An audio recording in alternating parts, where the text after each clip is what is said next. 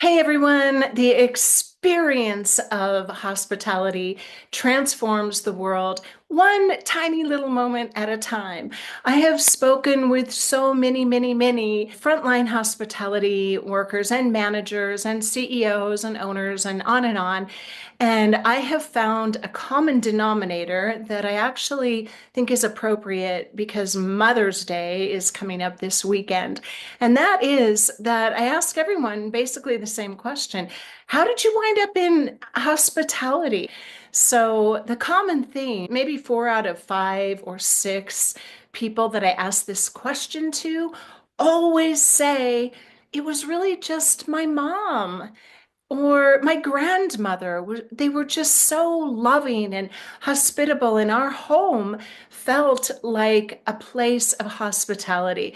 We were always welcoming people in, and I just learned how to have this attitude about life, this way of being in the world.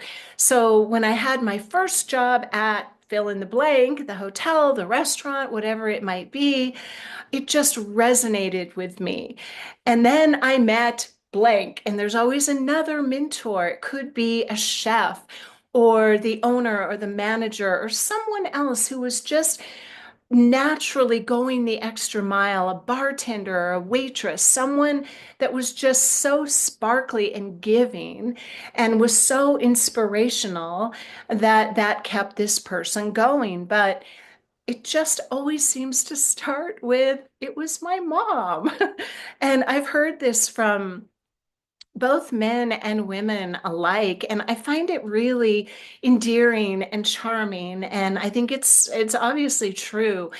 And it made me think a bit about my own mother and what she gifted me. And the two greatest gifts my mother gave me were really a relationship in the outdoors. We spent so much time hiking and walking and camping and just being outside. And to this day, like that is my go-to for solace, for inspiration, for rejuvenation. And my gosh, just learning. I mean, we slept under the stars in Sedona summer after summer, never thinking a tent was even necessary.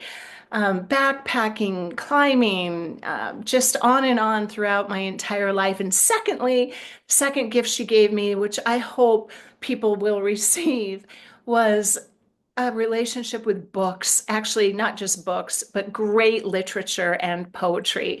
And throughout my family, I mean, we had massive bookshelf. Books were just everywhere, and it just was the right thing to always be doing, is reading and reciting poetry and learning and debating and listening. And so I think good literature helps a lot with your ability to communicate with a wide variety of people. But back to outdoor hospitality. I just thought of this actually. I know that there was a period in my own mother's life where she was raised on a dude ranch in Arizona, and the wealthy people were coming from the east and paying to stay at this ranch. And what they loved about it, so there's nothing new under the sun. But what I remember her telling me, it was so odd because, me and my siblings, we're all there in our dungarees and working the ranch. And these wealthy people would come in from New York, and they were just so amazed at the lifestyle and the experience of being there day to day, that they could get up before the sun and they could see the cows and, on and on. Like basically a dude ranch. For anybody who's lived on a ranch, you know what I'm talking about. Um, and today it's no different. But one thing I've noticed about hospitality workers is a lot of them come back to hospitality to heal. And I had a recent experience at a Four Seasons this is actually a completely different topic, but I'm going to briefly touch on it and revisit it in more depth later. The Four Seasons is a place that I would consider it luxury. It's obviously not like high end, these extraordinary hotels they're talking about that are turning into like these fashion icon trophies kind of things for the very elite. But but it is a place where you feel like you can go and consistently experience a specific level of luxury. And you know you're going to be treated in a certain way. And there's something, I guess, comforting about that. But also, I've spoken of this before as well, that there can be kind of an emptiness in that. And there's a fine line between exclusivity and hospitality with heart, where you really are connecting with the person in a way that is still very professional and high end, and yet it delivers what they need at the moment. I think it takes a very special staff to understand that so that it's not too precious, but you're just meeting them where they want you to be. And everyone's a little bit different. So anyway, I had this kind of disappointing experience at the Four Seasons. And I went out and I just thought, forget it. I'm just going to go home and I'm done for the night.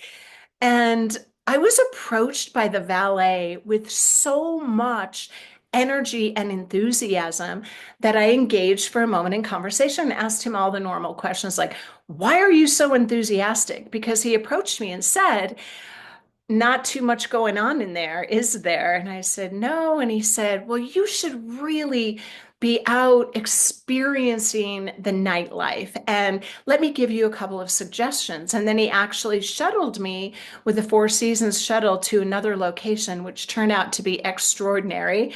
And but what was most extraordinary was this individual. And so I asked him, why are you doing this? Why do you love it so much? Why are you going the extra mile for me when you don't even know, who I am, what I spent at the hotel or anything? I'm not even staying here. And he told me a story that I'm not going to relate the whole thing, but he basically was very successful in his career, like private jet kind of successful. And he came to this moment in his life where he was just questioning everything, the purpose, why did this fall apart and that fall apart when I have so much money and so much agency? And he had passed by this Four Seasons and he had observed one moment where a valet was helping this elderly woman um, into the car, out of the car, I guess, out of the car. And the way that they were engaging together and the difference that this valet made in her life. So he decided, I'm, I'm retired. I don't have to do anything. I'm going to start working as a valet. I wonder what that would be like. And he did. And the stories he shared of the little differences he made, but it wasn't so much what he did for other people, but what doing for others did for him. And many people that I speak with, they come back to hospitality after climbing the corporate ladder, starting a business, whatever. There's something about service in this industry that feeds your soul. And people will come back like after addiction issues, which were fed when they were in the hospitality industry through the restaurant or bar or whatever. And then they wind up coming back after recovering, like, I really want to serve. I have a new chapter in my life. My kids have grown, this, that, whatever, transitions. And they come back and they will tell you upon reflection, if you ask questions and listen, I hear that just as often as I hear my mom influenced me, I will hear these two things. Either I came back to heal, which by the way opens up a whole nother demographic for you people looking for staff. Look to the older generation. And I either came back to heal or, I just needed a chance. These people gave me a chance. And because of that, I am loyal, I am committed, I am building a career. Someone believed in me. It's an incredible industry. And when you combine that with outdoor hospitality, heaven on earth. So happy Mother's Day to every mother out there and her mother and her mother and her mother, the mothers that make the world go round. God bless you all. Have an incredible weekend. Get outside, sweat, climb a mountain, run in the ocean, do whatever, get your feet on the ground, and have a wonderful weekend. And remember, people are inspired not by what they know to be accurate, but by what they can believe is possible for them. So make someone feel like the impossible is possible for them, and you will be lifted up.